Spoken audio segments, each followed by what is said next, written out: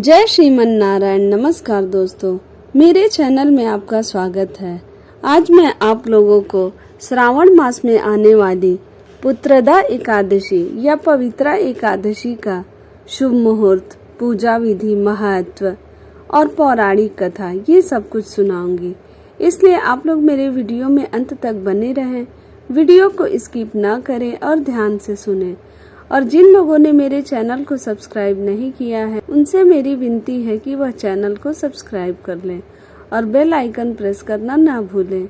इससे मेरे आगे आने वाली वीडियो की नोटिफिकेशन उनको सबसे पहले मिल जाएगी। सावन के महीने के शुक्ल पक्ष की एकादशी तिथि को श्रावण पुत्रदा एकादशी के नाम से जानते हैं।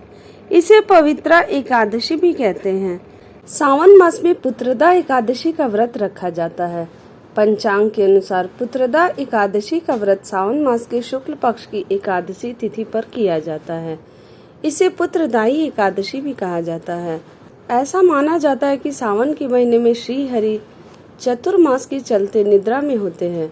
ऐसे में भगवान विष्णु की पूजा कर भक्त उनसे अपनी मनोकामना पूर्ति की प्रार्थना करते हैं। श्रावण पुत्रदा एकादशी के दिन विवाहित महिलाएं पुत्र रत्न की प्राप्ति के लिए भगवान विष्णु की निमित्त व्रत रखती हैं और विधि विधान से लक्ष्मी नारायण की पूजा करती हैं। सावन माह की शुक्ल पक्ष की एकादशी तिथि 15 अगस्त को सुबह 10:26 पर प्रारंभ होगी। वहीं यह तिथि 16 अगस्त को सुबह 9:39 तक रहने वाली है। ऐसे में सावन माह में पुत्रदा एकादशी का व्रत शुक्रवार 16 अगस्त 2024 को किया जाएगा।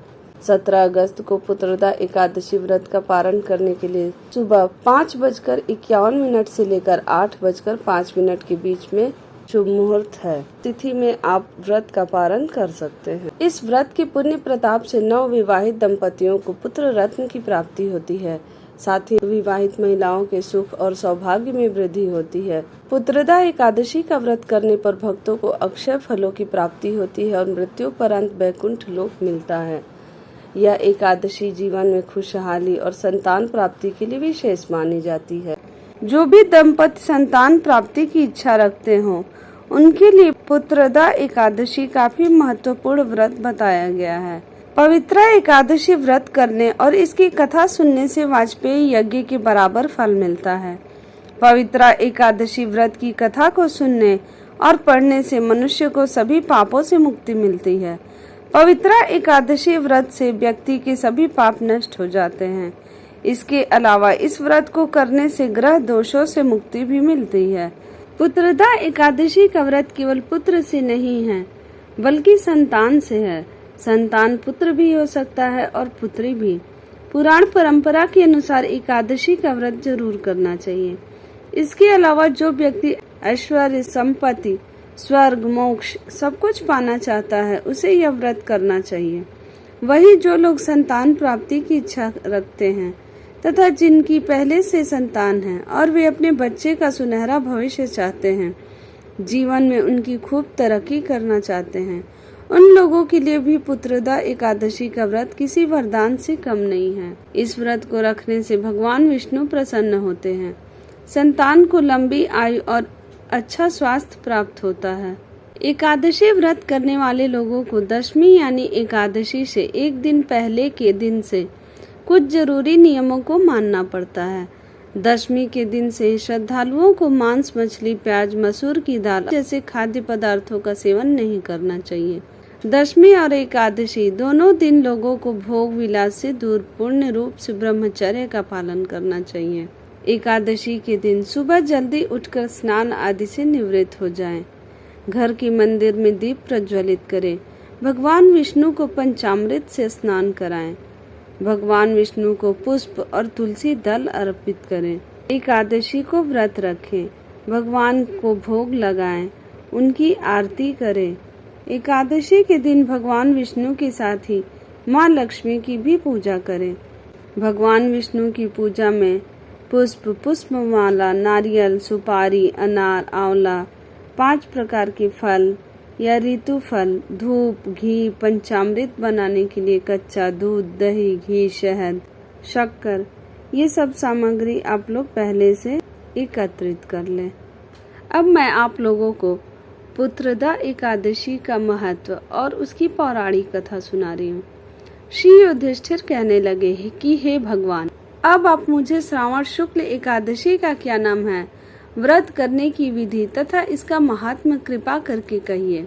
मधुसूदन कहने लगे कि इस एकादशी का नाम पुत्रदा एकादशी या पवित्रा एकादशी भी कहा जाता है। पुत्रदा एकादशी व्रत करने वाले व्यक्ति को पूजा के बाद श्रावण पुत्रदा एकादशी व्रत की कथा जरूर सुननी चाहिए।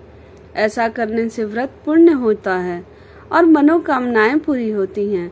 अब आप शांति पूर्वक इस कथा को सुनिए। इसके सुनने मात्र से ही वाजपेयी यज्ञ का फल मिलता है। द्वापर युग के आरंभ में महिष्मती नाम की एक नगरी थी, जिसमें महिजीत नाम का राजा राज्य करता था। लेकिन पुत्रहीन होने के कारण राजा को राज्य सुखदायक नहीं लगता था। उसका मानना था कि जिसकी संतान न हो उसके लिए यह लोक और परलोक दोनों ही दुखदायक होते हैं। पुत्र सुख की प्राप्ति के लिए राजा ने अनेक उपाय किए, परंतु राजा को पुत्र की प्राप्ति नहीं हुई। वृद्धावस्था आती देखकर राजा ने प्रजा के प्रतिनिधियों को बुलाया और कहा, हे प्रजाजनों, मेरे खजाने में अन्याय से उपार्जन किया हुआ धन नहीं है, न मैंने कभी देवताओं तथा ब्राह्मणों का धन छीना है। किसी दूसरे की धरोहर भी मैंने नहीं ली। प्रजा को पुत्र के समान पालता रहा। मैं अपराधियों को पुत्र तथा बांधवों की तरह दंड देता रहा। कभी किसी से घृणा नहीं की, सबको समान माना है। सज्जनों की सदा पूजा करता हूँ। इस प्रकार धर्मयुक्त राज्य करते हुए भी मेरे पुत्र नहीं हैं, सो मैं अत्यंत दुख पा रहा हूँ। इसका क्या कारण है? राजा महिजीत की इस बात को विचारने के लिए मंत्री तथा प्रजा के प्रतिनिधि वन को गए। वहां बड़े बड़े ऋषियों मुनियों के दर्शन किए। राजा की उत्तम कामना की पूर्ति के लिए किसी श्रेष्ठ तपस्वी मुनि को देखते फिरते रहे। एक आश्रम में उन्होंने एक अत्यंत वयोवृद्ध धर्म के ज्ञाता, बड़े तपस्वी, परमात्मा में मन लगाए हुए, निराहार, जितेंद्रिय, जितात्मा, जित क्रोध, सनातन धर्म के गुण तत्वों को जानने वाले, समस्त शास्त्रों के ज्ञाता महात्मा लोमश मुनि को देखा, जिनका कल्प के व्यतीत होने पर एक रोम गिरता था। सबने जाकर ऋषि को प्रणाम किया। उन लोगों को देखकर मुनि ने पूछा कि आप लोग किस कारण से आए हैं? निसंदेह मैं आप लोगों का हित करूंगा। मेरा जन्म केवल दूसरों के उपकार के लिए हुआ है, इसमें संदेह मत करो। लोमश ऋषि के ऐसे वचन सुनकर सब लोग बोले, हे महर्षि, आप हमारी बात जानने में ब्रह्मा से भी अधिक समर्थ हैं, अतः आप हमारे इस संदेह को दूर कीजिए। महिष्मतीपुरी का धर्मात्मा राजा महिजीत प्रजा का पुत्र के समान पालन करता है, फिर भी वह पुत्रहीन होने के कारण दुखी है। उन लोगों ने आगे कहा कि हम लोग उसकी प्रजा हैं, अतः उसके दुख से हम भी दुखी हैं। आपके दर्शन से हमें पूर्ण विश्वास है कि हमारा यह संकट अवश्य ही दूर हो जाएगा, क्योंकि महान पुरुषों के दर्शन मात्र से अनेक कष्ट दूर हो जाते हैं। अब आप कृपा करके राजा के पुत्र होने का उपाय बतलाएं। यह वार्ता सुनकर ऋषि ने थोड़ी देर के लिए नेत्र बंद किए और राजा के पूर्व जन्म का वृतांत जानकर कहने लगे कि यह राजा पूर्व जन्म में एक निर्धन वैश्य था। निर्धन होने के कारण इसने कई बुरे कर्म किए। यह एक गांव से दूसरे गांव व्यापार करने जाया करता था। एक समय ज्येष्ठ मास के शुक्ल पक्ष की द्वादशी के दिन मध्याह्न के समय जबकि वह 2 दिन से भूखा प्यासा था, एक जलाशय पर जल पीने गया। उसी स्थान पर एक तत्काल की ब्याही हुई प्यासी गौ जल पी रही थी। राजा ने उस प्यासी गाय को जल पीते हुए हटा दिया और स्वयं जल पीने लगा, इसलिए राजा को यह दुख सहना पड़ा। एकादशी के दिन भूखा रहने से वह राजा हुआ और प्यासी गौ को जल पीते हुए हटाने के कारण पुत्र वियोग का दुख सहना पड़ रहा है। ऐसा सुनकर सब लोग कहने लगे कि हे ऋषि, शास्त्रों में पापों का प्रायश्चित भी लिखा है, अतः जिस प्रकार राजा का यह पाप नष्ट हो जाए, अब ऐसा उपाय बताइए।